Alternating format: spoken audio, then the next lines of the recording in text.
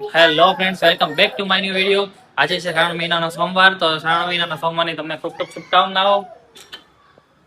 અને અમારી બાયડી જો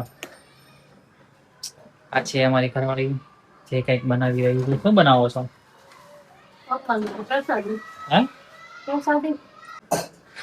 તો ભગવાનની પ્રસાદી બને છે. અને જે શ્રાવણ મહિનાના સોમવારમાં અત્યારે હમણાં પૂજા કરશે. શું છે તને? તો ગાઈઝ, હવે અમારે પૂજાની જો કે તૈયારીઓ થઈ ગઈ છે. જો ભગવાન માટે તલ પાક બનાવ્યો છે.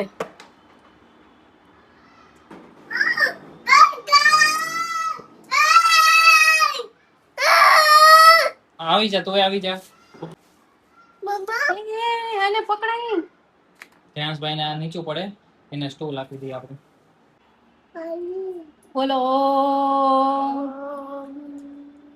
નમઃ શિવાય, નમઃ શિવાય, નમઃ શિવાય, નમઃ શિવાય, નમઃ શિવાય, નમઃ શિવાય, નમઃ શિવાય, નમઃ શિવાય.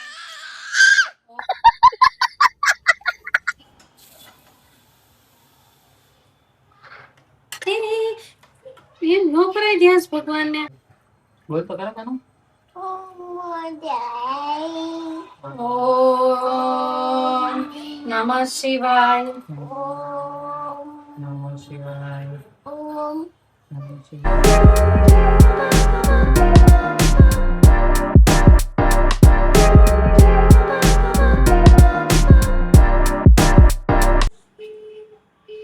ઓમ નમઃ શિવાય, ઓમ નમઃ શિવાય.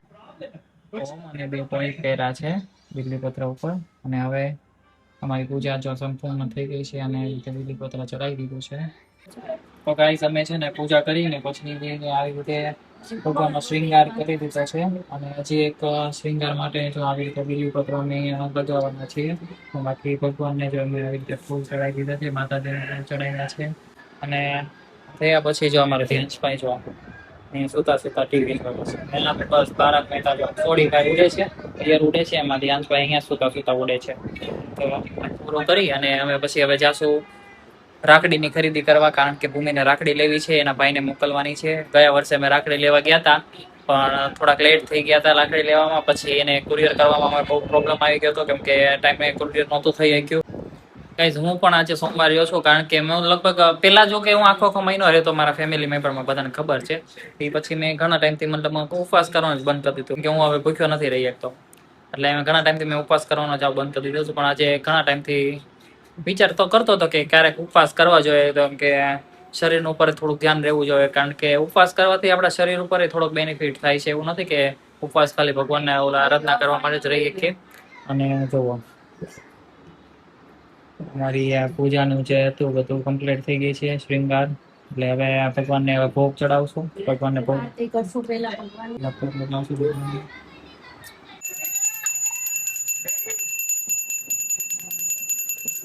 રાખડી લેવા જવાનું હતું અમારે, પણ ધ્યાસ છે ને સુઈ ગયો, એટલે પછી બધું વિખાઈ ગયું પ્લાન. કેમ કે ધ્યાસ ને પછી લઈને જાય તો થાય એવું કે ધ્યાસ ને ઊંઘ આવતી, એના લીધે કોઈ વસ્તુ જોવાય ન દે અને ખોટો રોયા કરે. એટલે જવાનું કેન્સલ જ રાખ્યું છે. અને હવે અમે જાય છીએ, 10:30 વાગી ગયા છે. હવે 12 આટો મારવા જાય છીએ. રાખડી વાળાનું ક્યાંય ખુલ્લું હોય અને રાખડી ગમે તો જોઈ લે. ધ્યાસ ને હમણાં ખબર નહીં દાંત આવે છે કે શું છે, કાંઈ એટલે કાંઈ જમતો જ નથી. આજ બપોરે કઈ સરખું નથી ખાધું, અત્યારે પણ નથી ખાધું. સરખું તો શું, ખાધું જ નથી એમ કઈ તો હાલે, કઈ ખાતો જ નથી. બસ જરીક મસ્તું ચાખીને મૂકી દે.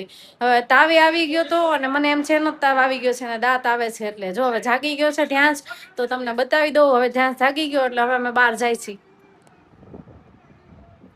ધ્યાન શું ખાજો?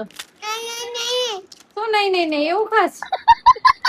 અહીંયા જો ફોન જોવે છે. હાલો હવે જાવું છે ને, તો તું અહીંયા રહેજે. રસ્તામાં ધ્યાન આઈસ્ક્રીમની લારી જોઈ ગયો. આઈસ્ક્રીમ તો ન ખવડાવ્યું, પણ ફ્રૂટ સલાડ પીવડાવી દીધું. તો આપણે મળશું આ નેક્સ્ટ વિડીયોમાં. ત્યાં સુધી બધાને ટાટા બાય બાય, જય શ્રી કૃષ્ણ, હર હર મહાદેવ. લાઈક છે, સબસ્ક્રાઈબ.